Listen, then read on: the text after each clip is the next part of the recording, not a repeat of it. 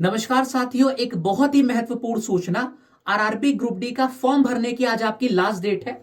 इस last date को 22 फरवरी से बढ़ाकर 1 मार्च कर दिया गया था। तो आज रात में 12 बजे से पहले आप लोग को हर हाल में फॉर्म भर देना है।